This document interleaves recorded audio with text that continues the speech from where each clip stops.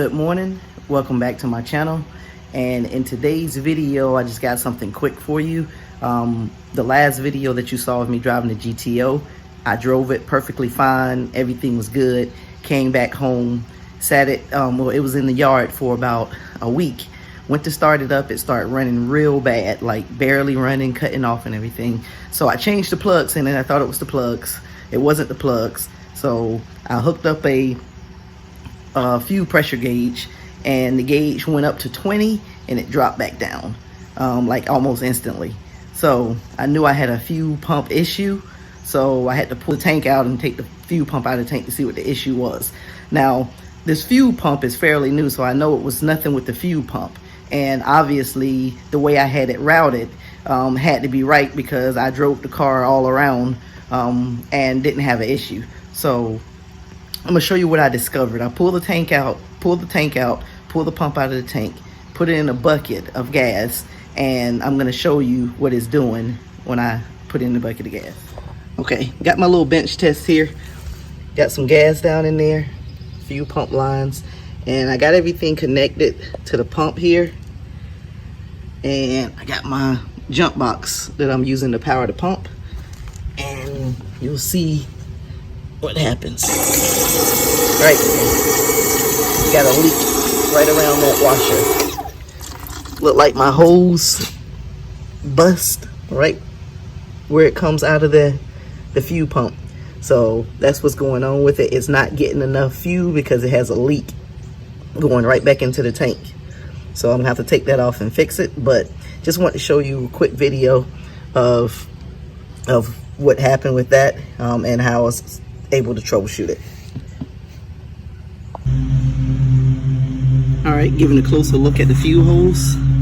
See, it pretty much just deteriorated, and I didn't check before to see if this was a fuel rated hose. I just assumed it was, but I'm definitely gonna make sure that I got a fuel a line or a hose that's made for fuel before I stick it back in there.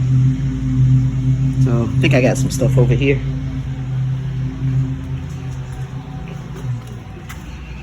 I usually keep some hoses around. Fuel line right here. So I do have one. And this is fuel line also. So I don't know where I got that hose from, but it probably is fuel line also. It's not sure why it deteriorated so fast. Yeah, it looks like the same kind, but we'll see.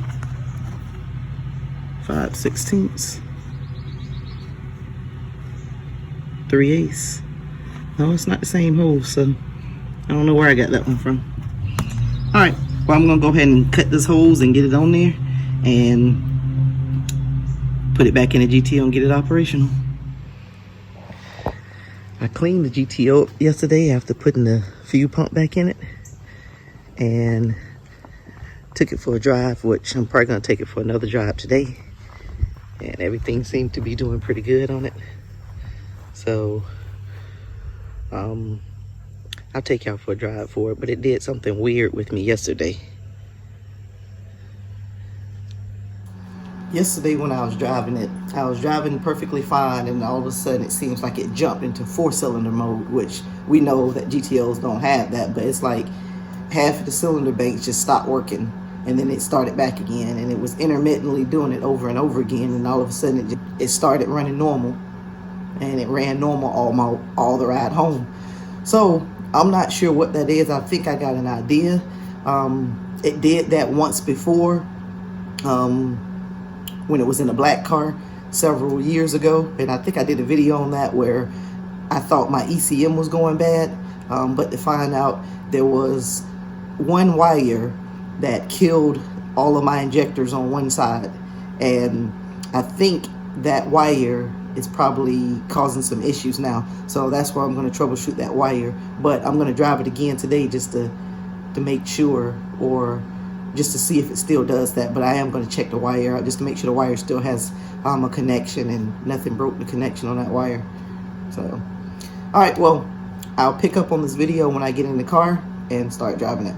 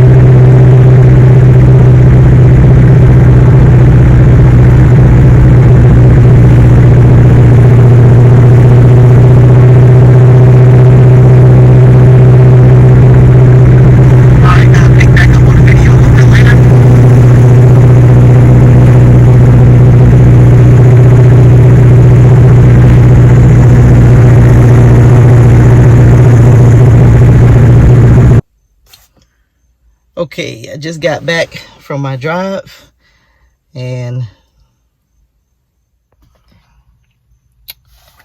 the GTO ran normal. So I guess what I did to fix it, I don't know if you heard me, but when I was driving, I said that the wire that I thought that was broken, it was broke. It was sitting right on top of the intake, and I just put it back together, put some heat shrink on it, and put the loom back over it, and that's what it was. So that was the issue and why it felt like it jumped into 4-cylinder mode. So everything rode good.